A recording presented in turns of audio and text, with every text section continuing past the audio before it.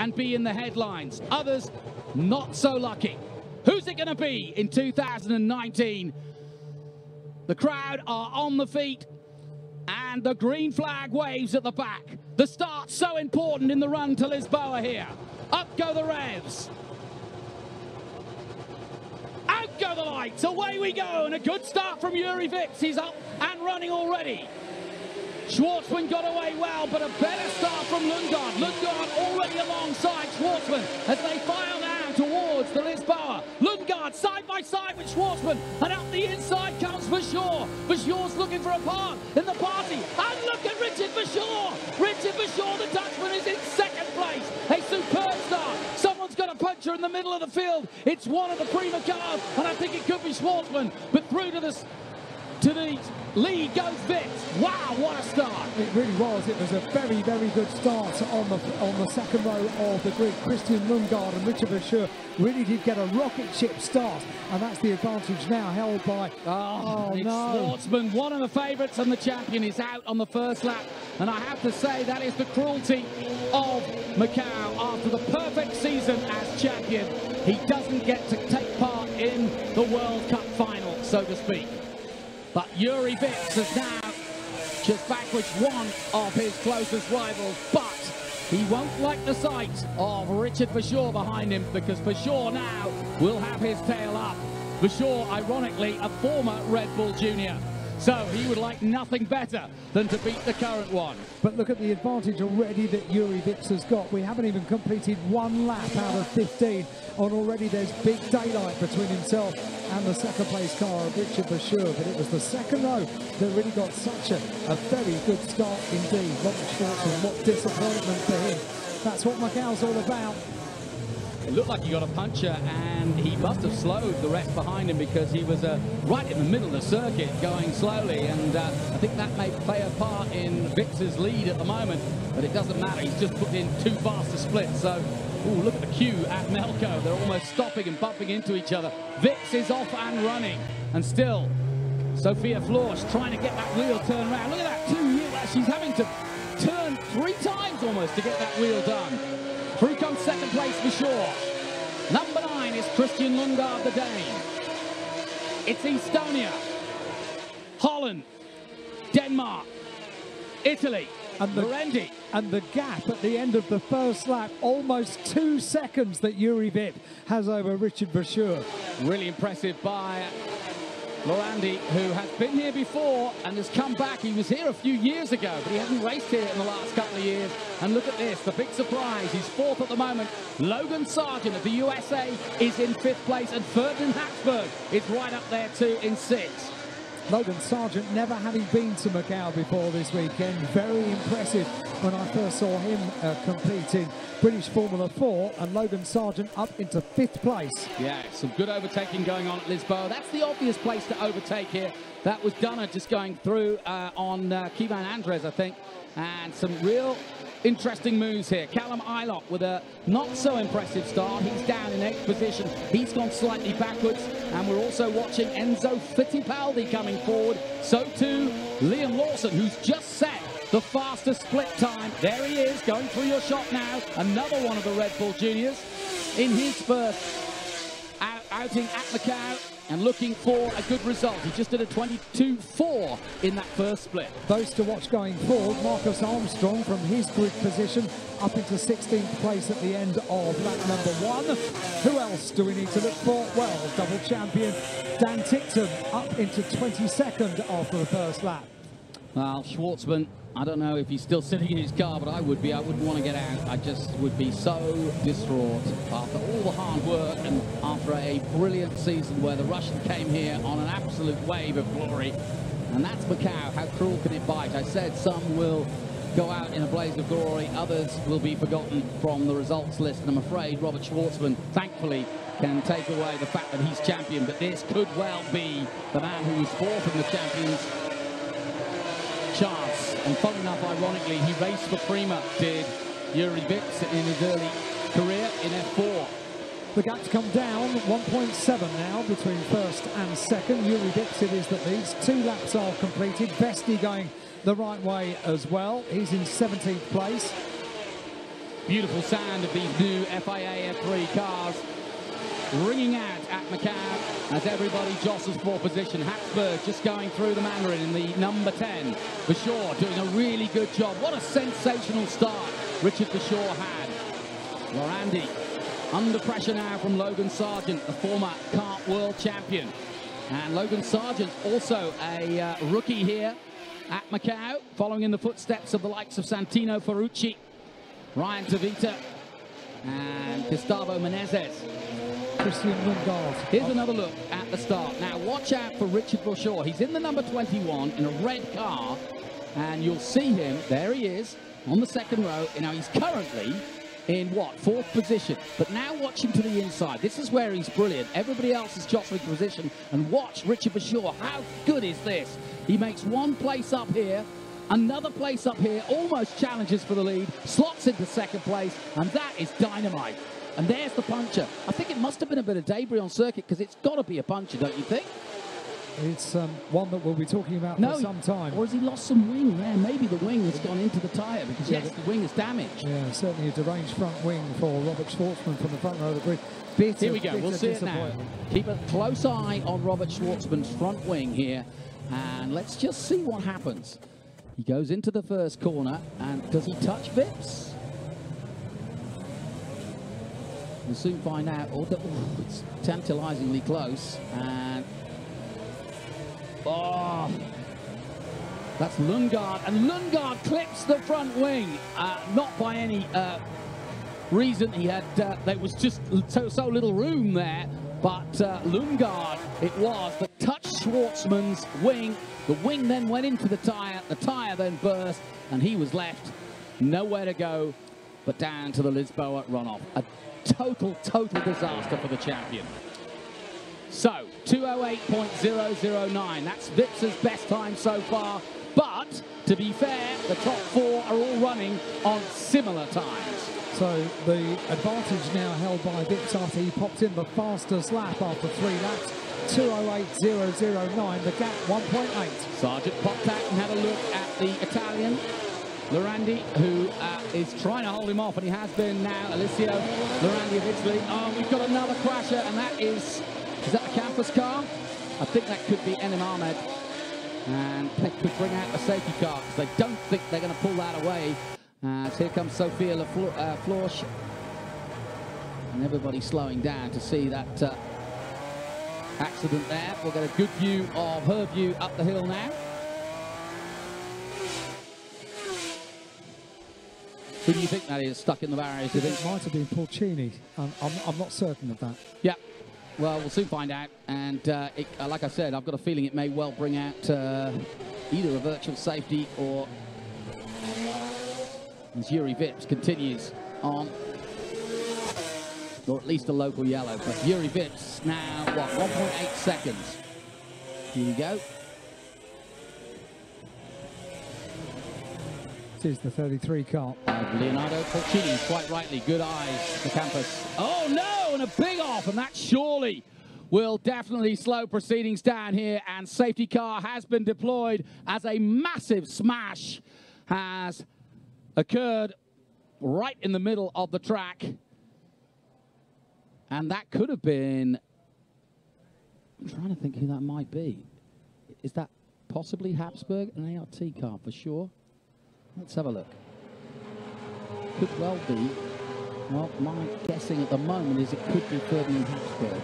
We'll get a closer look at him in a minute, I'm sure. Full course yellow now, of course. Safety car deployed for the first time, so yellow flags around the circuit. Safety car boards are out, and the yellow LED panel lights displayed. It could have been Christian Lundgaard, who was also in an ART car, and that would be real disaster for him, because Lundgaard was running third, and no, he's not. He's there. He's okay. So it's got to be Habsburg, I think. But anyway, all will be revealed, but the top 3 stay as they are. Vips, Bashaw, Lundgaard. Here's another look at what happened. Yeah, it could be a Callum Ilott, you know. Oh, yeah, he bounced off the curbs and then bounced across, and that's the problem with Macau. Ooh, a burst of flame there too. That doesn't help. And that'll put some nasty grime on the track too, at a very fast part of the circuit. But a big off. And it's either Callum Ilott or potentially Hassan or Habsburg. It's hard to tell from here. It's a big off either way. So this is Macau. This is what happens. And if you're just tuning in, we welcome you. But this is how Macau goes. It only needs one accident and the race complexion can change. And also, so too can your massive lead.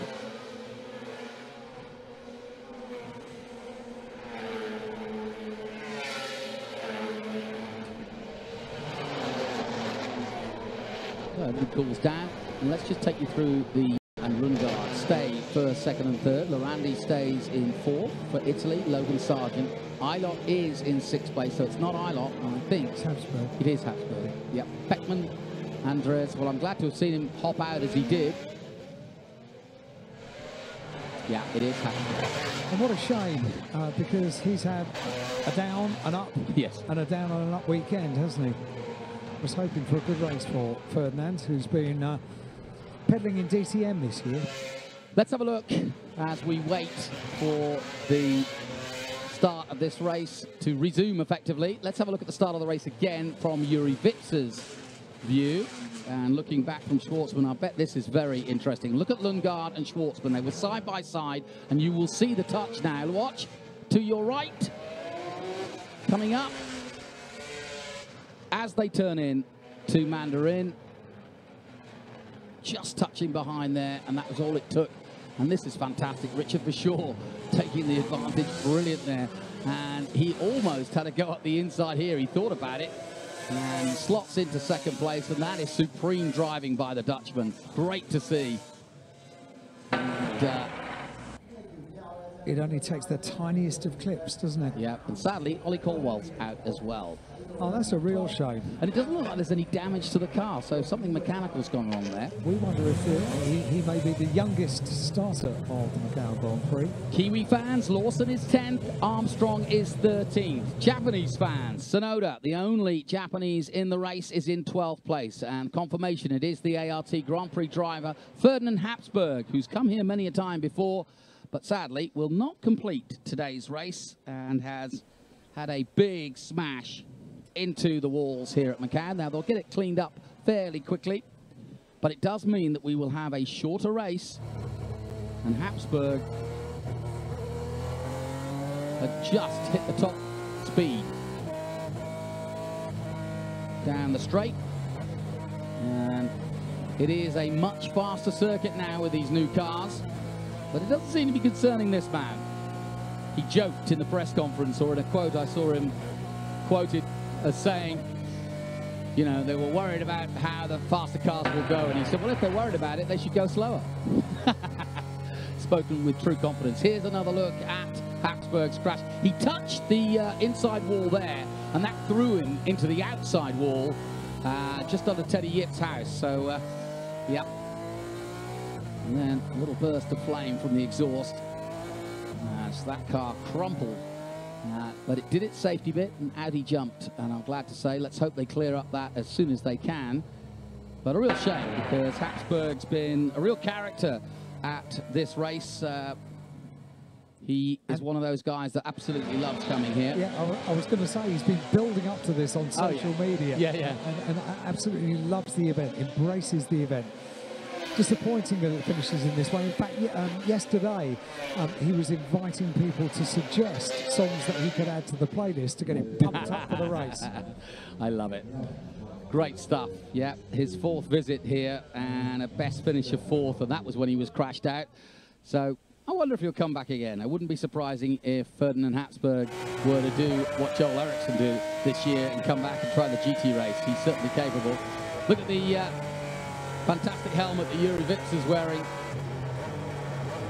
Or is that Sophia Flörsch, excuse me. Yeah, she's got the Macau logo on the top of the helmet to thank Macau for their help in her recovery. And she's also got the dice, the gamble that is Macau.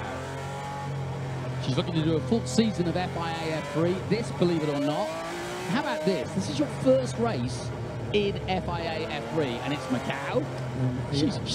She is brave. 12 months later, I think she has equipped herself absolutely supremely this weekend. Very, very good stuff to come back 12 months later. Yeah, she crushed some vertebrae, but mended well and mended quickly, and was determined to be fit enough to come back here, and she's done just what she's done. It's been a long, hard year for her. Look at Ashford leaning out the front. He's waving to his mates. He's trying to help the driver. Good old Ferdinand. I've never seen royalty in the back of the truck like that.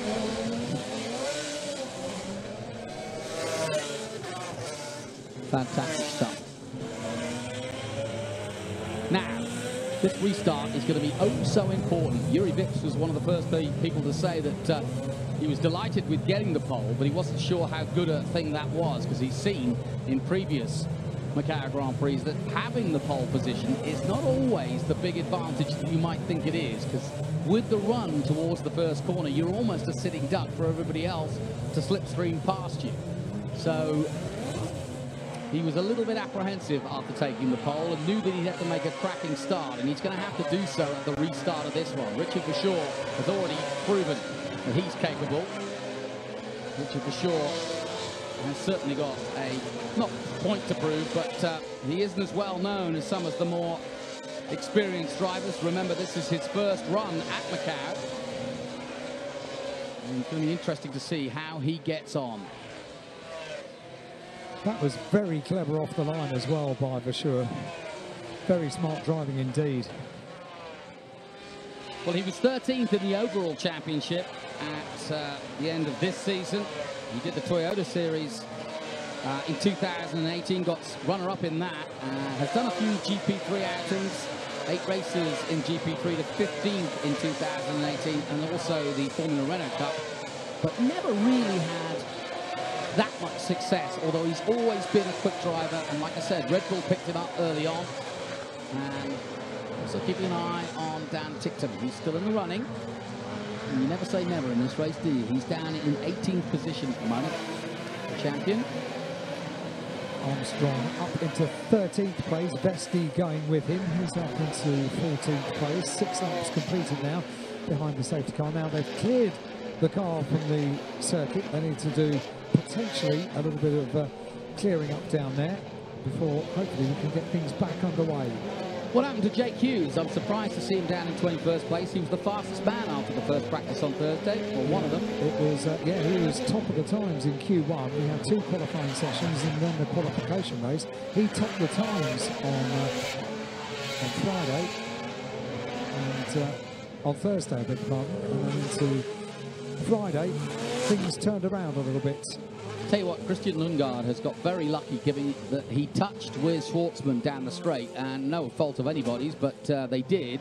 And obviously Schwartzman, as we know, has come off worse, but I can't see any damage to Dane's car, and that bodes well, because he'll need a full equipment run if he's going to have a run at this Macau Grand Prix for sure. Proof that a rear wheel against a front wing, the rear wheel kind of wins. It's one of the things I mentioned to you the first time we talked about these new cars, was how kind of spiky those wings are, and I was worried that, you know, debris could come into effect effectively on the track if you lost a front wing or lost one in the middle of the track. Going over one would easily cause a puncture. I hadn't thought about it the other way, which is you could get a puncture into your own car. They are hugely impressive cars when you get up close and you see the engineering that goes into the So here we go. We are going to have an 8-lap sprint. The safety car will be coming in. Yuri Vips warming the tyres and will control this race. Richard Bashaw intimidating in the 21 behind him. It's going to be make or break on this restart, and Yuri knows it. He now controls the field, slows them all down. The safety car is long gone or up the road now. Vips will get up to speed, and Lundgaard and Randy. And everybody looking for that restart. They come down past Fisherman's and down towards the last corner. Vips leads the way. It is a green flag. We're racing again at Macau in the 66th running of the Macau Grand Prix and the 37th running of this famous F3 race. A beautiful restart.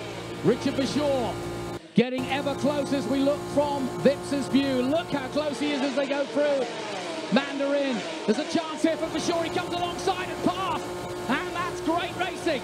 Bashaw getting alongside. outside, Yuri Vips and taking the lead of the Macau Grand Prix. Wonderful stuff. And that was brave, double Dutch bravery. Excellent racing. Around the outside on the run down towards Lisboa, make the most of the restart. And this is the first time in a race this week that Yuri Vips isn't just looking back in his mirrors, he's looking forward because we have a new race leader. Well, the contrast between Lundgaard's start and what Vasseur was able to do, he crept right behind him, and then at Mandarin was just brilliant. And as they popped out of Mandarin, he was right alongside, and fantastic stuff. Just have to remind yourself how many times Richard Vasseur has been here to Macau, don't you? 0. Unbelievable. That was incredibly confident going into Lisboa, and confident that he could make the manoeuvre and then have enough space to turn in. It's funny, you know, I was reading on the F3 site, they all get a chance to get asked the same questions, and they all build their own perfect circuit. So Richard Vasseur was said, well, what kind of circuit would you build? And he said, I'd build one in Utrecht, around the streets of my home circuit, the hometown. Let's have a look at it again. It was brilliant. On the outside, Vips has to jink a little to the right-hand side to give him room. And enough room he had to brake and neatly go through the corner as well. That was textbook. It was neat. It was neat through the right-hander at Lisboa. Absolutely. Beautiful. Richard Vasseur of the Netherlands and MP Motorsport lead the way. Yuri Vips right with him and hasn't lost any pace by any means. This isn't over. Far from over. And Christian Lundgaard has lost ground. He's 1.4 seconds behind them as we go on board with Yuri Vips. Look at the speed here. And we take it to a new level here at Macau. Through Mandarin, 270. Just clicking up to 270 now. And very close indeed. Is Vips going to play the compliment back? Not this time. And settles for second place and will now start the harrying of the Dutchman. Yuri Vips knows that the man in front of him is a rookie. So he will try to put pressure on him, try to force him into an error. And as the tyres start to fall apart a little bit, or at least not give the same grip. Sophia Florsch is out of the race, and that is a weird place to be because she is parked just before Mandarin. It's actually the starting grid for the old Grand Prix. Yeah. And she has pulled to a stop, effectively, at the exit of turn, well, at the exit of turn 1, I suppose, a long way from the exit. Meanwhile, the battle goes on. She's off the race line. She won't be a factor, I don't think. They might put out a local yellow there, but I don't think it's going to affect anything. So race leader Richard Vasseur comes through. That's the stricken number 18 car of Sophia Florsch, trying to reboot the system, I think. Well, if you remember, she got stuck at Melco. Here, Melco, and couldn't get it restarted there in practice, and just one of the anomalies. And when you don't know the car, that's going to happen. Had a battery problem. That's why the car was That's what it was. Yeah, it's happened again. Meanwhile, down towards Fisherman's, but the only man fishing is the Estonian. And he's looking for a special Dutch catch right now. But man with Dutch courage, quite literally, to take that move to Yuri, is holding the lead and holding it well so far. Supremely confident so far by the Dutchman. What a turn up for the books this would be. Vips sets the fastest 4 split and goes in pursuit of the Dutchman. Logan Sargent takes the overall best lap of the race in 4th place. The rookie up into 4th place at 2:07.832. Well, it's the first time we've had these cars here, and it's the rookies that are doing the business. But here comes Vips. He's very close again to Richard Vasseur. He jigs to the outside. Vasseur says no. And the battle for 3rd place goes on, and Logan Sargent is up to 3rd. Logan Sargent of the USA and Boca Raton in Florida has overtaken Christian Lundgaard and now goes in pursuit of the leaders. What a turnaround. There were 2 battles going into Lisboa. You were looking at the top 2. I was looking at the second 2. Wheel to wheel, side by side, they turn into Lisboa, and Logan Sargent is also a rookie here at Macau. Meanwhile, Armstrong is up to 10th. We knew he'd show at some point. His fellow countryman, Liam Lawson, up to 8th position. A great showing by all the rookies so far. Back with Vips. You just cannot make a mistake here. It's tantalizingly close to the walls on every corner. This is the hardest braking corner for sure. Look at that little bit of moment there for Yuri. Into Moorish Hill, down through the gearbox to second place. Little oversteer as he put the power down towards Donna Maria. Here they go again. No overtaking through here, but you've got to be picture-perfect precision through this tunnel-like track that is Macau. Down to Melko. Watch the wheel as it turns once, twice, just to get round the corner. Unbelievable. Gymnastics at 100 miles an hour. He's got a very neat way of getting around the Melko hairpin, actually, watching his hands on the wheel. Yeah, everybody's got a different desire. Yeah, they all have a different technique, and Yuri Vips, very, very neat indeed. Fantastic. Ooh, the VSC has been deployed. So, again... That's going to be to recover Sophia's car. Yeah, and as you can see, all the cars slow right down. And that is another safety feature that comes into play here, is that there is no question that they slow right down, because it effectively comes on automatically, and everybody's engine is cut, and they crawl to the next spot. But I think that's because you're absolutely right. They've got to get a truck on to get Sophia's car out of the way. The reason being that somebody could be attempting an overtake there, and it just needs a little bit of unsightedness. And yeah, you've just got to, it's as simple as that. You've just got to clear it up, but it also makes it a bit more exciting, doesn't it? So everyone's speed now limited, and trying to keep the heat in the tyres is the important thing. I have a feeling that Richard Bashir is well aware that the restart is going to be the opportunity that Yuri Vips is going to have in this race as we go into the final third of the race, to get his own back, if you like, to what Richard Bashir did after the restart last time. So Sophia Flörsch's car about to be recovered onto the back of the flatbed recovery.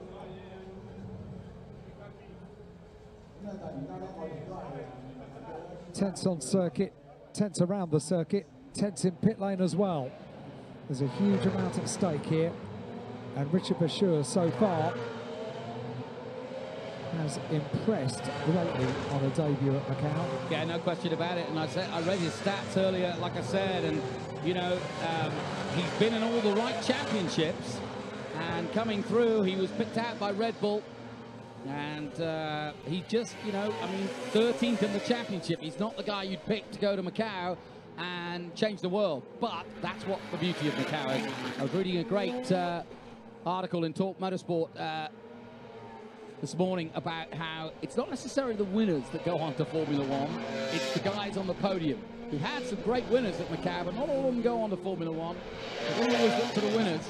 Sometimes it's the guys that are in that top 5 as well.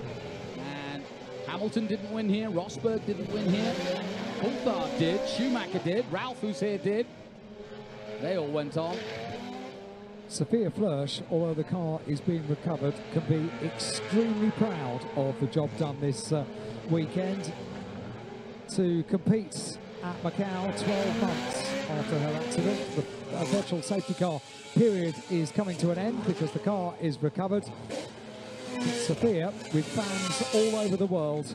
Well, I'm going to keep a watchful eye on Logan Sargent now, a former kart champion, and you've got to think this is just a massive kart circuit, really, isn't it?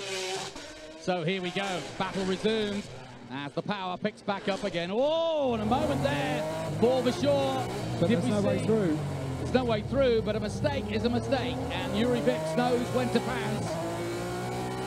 He won't be able to do anything through here. Now, what can Logan Sargent do in third place, I wonder? Let's see how close he is. He didn't get a good restart, but there he is. But he should be able to close down that gap as he comes down the hill now towards Melko, and he does just that. But Vips looking very, very strong here as they head down towards Fisherman's one more time. It's the 21 from the Netherlands, Richard Bashir, who leads. A little bit of tyre issue maybe, and this is where the experience of Vips may show in the car, is that he's trying to get the tyres back up to temperature. That's what Sargent's doing too. Bashir, meanwhile, is just trying to hold on to that lead, and he's doing a good job of it. Across the line they go. They put 11 laps in the book, 4 laps to go in this 2019 Sun City Group Formula 3 Macau Grand Prix, led by Richard Verschoor, Yuri Vips in his wheel tracks. And he is in his wheel tracks too, but not as close as Verschoor was when he did his overtake. Verschoor, quite rightly, jinxed to the inside, trying to shake him, but it's not an easy thing to do. And here comes Vips, he's going to come alongside him, but Verschoor will brake as late as he dared and almost takes Vips out of the race, because Vips almost missed his braking point, and that was a big moment for Yuri Vips. Meanwhile, through goes the 14 of David Beckman, who's finally showing what he needs to. Vips tried to mirror the manoeuvre that Verschoor had done on him, and it didn't quite go the same way. So Vips, in second place, still looking at the back of Verschoor's car. And here's a battle I'm looking forward to, Lawson versus Armstrong. They battle each other in the Toyota Racing Series, and they're together on track again in 8th and 9th as we look back from Yuri Vips. And he has, of course, now DRS is enabled. So first time we've seen that come up on screen, DRS enabled. And with the reason we haven't spoken too much about it, because it hasn't been enabled. And also, all you have to tell yourself is it's exactly the same as Formula One. You have to be within a second, and there is one zone. It's after the Mandarin. No surprise, down towards the Lisboa corner. But that could mean a bit of toing and froing on the final laps. And that means that Richard Verschoor has got to make hay on this lap, because if he is not close enough, and that's why Logan Sargent in third place, and you can see all over the back of Yuri Vips as they head down the hill again. It's going to add an extra element to this, the detection zone just before Mandarin. Very few people have used it, and I think the reason for that is that it's such a quick corner and a very hard braking corner, that how fast you want to go down the main straight to get that lead, you could easily miss your braking point. It's enabled after Mandarin, so detection zone just before. Well, no one's got it right now. And the DRS gets enabled just after the corner. So Richard Verschoor it is that leads. 1.1, and that is significant. It's got to be less than a second to deploy. 12 laps are in the book now in this 2019 Sun City Group Formula 3 Sargent does deploy. Sargent does deploy. Here's DRS in third place. How much has it helped him? A great deal by the looks of things. Third place Sargent. He's come from nowhere in many ways. He's been there or thereabouts, but he's not been in the top 3 throughout the race weekend. But now he is, just at the right time. He has been quick all weekend, and it's incredible when these rookies come here and they master the circuit so quickly. Of course, they can do simulations before they get here. There are so many great simulations that they can do, so much work they can do, but there is no way that you get any idea of just what Macau is like until your seat is in the car and you're out on the tarmac of the roads of Macau. I have to say, that was a brilliant lap from Richard Verschoor, because he just kept the gap to over 1 second, 1.185 to be exact, and that was enough to make sure that no DRS was used on him. Can't be the same for Logan Sargent. He got himself within a second of Yuri Vips, and that's allowed him to get ever closer. A lock up there from Verschoor. And Yuri Vips, an overall best in during the race in the second sector in his pursuit of Verschoor. 37.602 in sector 2. They're about to complete sector 3.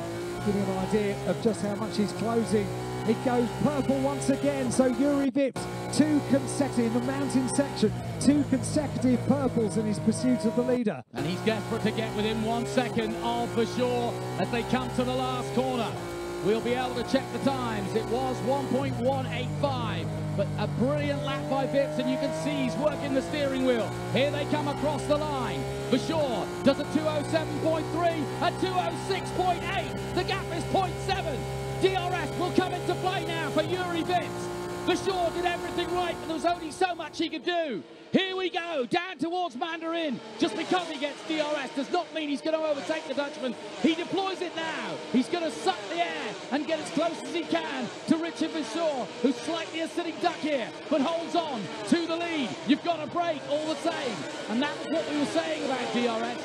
great, have it, but you've still got to get round the corner. Yeah, and Bashir keeps everything neat and tidy despite the huge amount of pressure he's under. Here we go, Sonoda makes up a place. Everybody now fighting. Sonoda up to 11th place by Skivian Andres. Best lap of the race, Yuri Vips on that last lap. This lap and one more for the Sun City Group Formula 3 Macau Grand Prix, the World Cup for Formula 3. 2:06.865, the car in second place with the fastest lap of the race. Plenty of changes going on. Lawson up to 7th place. Armstrong moving with him up to 8th, ahead of Beckman, who's dropped down.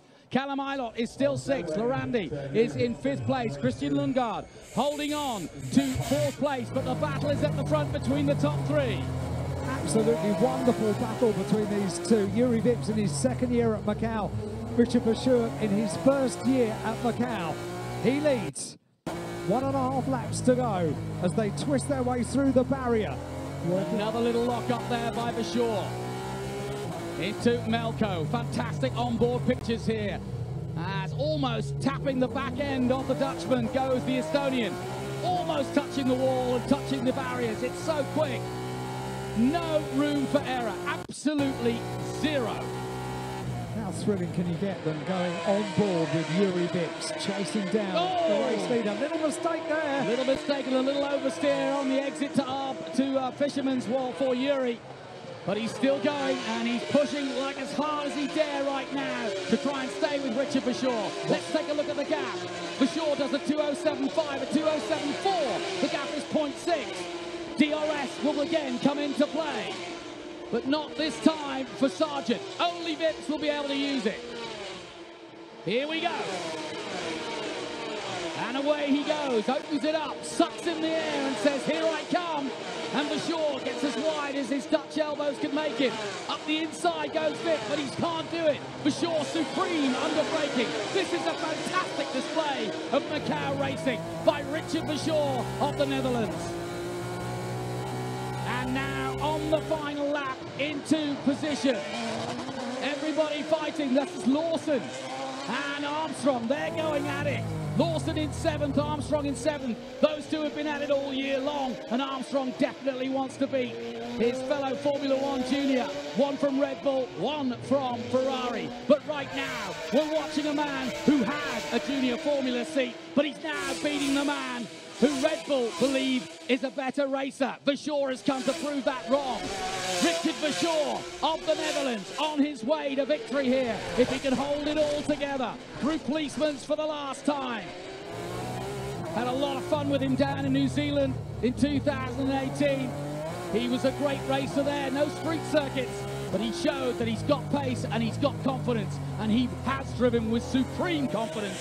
He took a brilliant start, got himself into position, and since then Richard Bashir has been superb. Yuri Vips try as he might, Sargent right there with him. Lundgaard's caught up in 4th place. Here we go, folks, down to the finish of the race. There are back markers in the way. Richard Bashir's got to clear those back markers and hold off Yuri Vips of Estonia, who's been the fastest man all weekend long.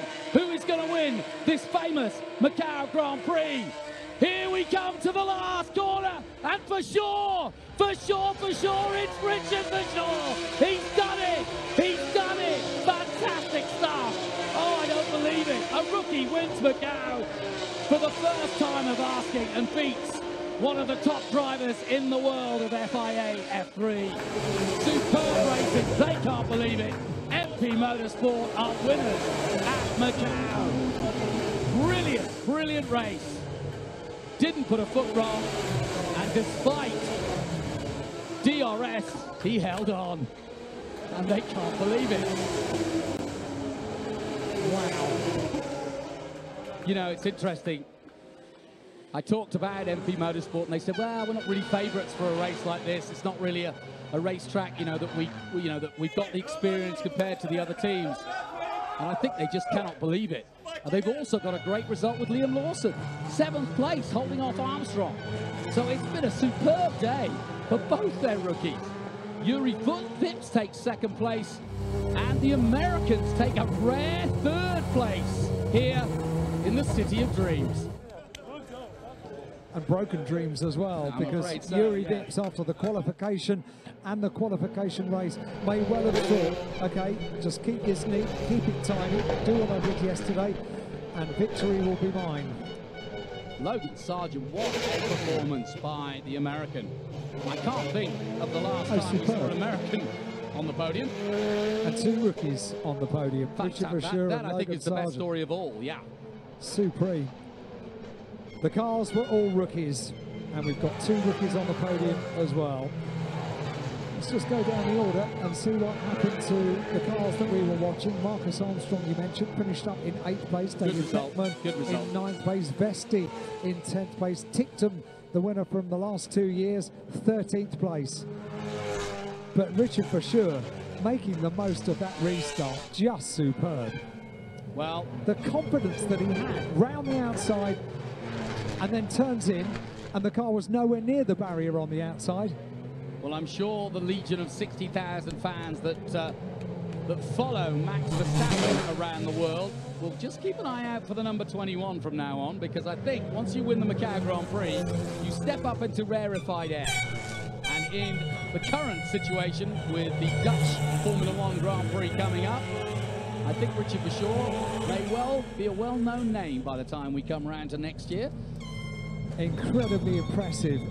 It won't even have begun to sink in as he makes his way around the Melco hairpin. And by the way, he's a super lad. I've spent a lot of time with him, and he's a great character, as all Dutch drivers are. You know, they're great fun to be with. They're a wonderful nationality, aren't they? Yeah. But he loves his racing. He always has fun with his engineering and his mechanics. He's always fooling around, playing jokes on people, and you know, I don't think, I mean, I spoke to him before the start of the weekend, and he was, you know what he actually said to me?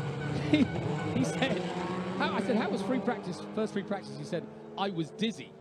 Well, I couldn't literally Well, see. you would be dizzy. He said, I'd never seen anything like it, and I really didn't think I was able to race here. Wow. And so, how things can change in a matter of days. Let alone race. He's dizzy now. He's dizzy with elation. That was an unexpected win, but that's Macau for you. It really is. And to be honest, so often we get safety cars or situations that you feel like a win sometimes doesn't come fair and square, but that was absolutely fair and square. An empty motorsport, what can you say? Both their drivers in the top 8.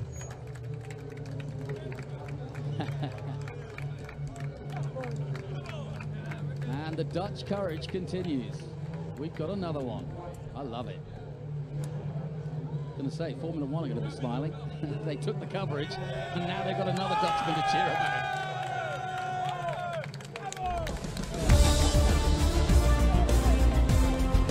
The man from Utrecht.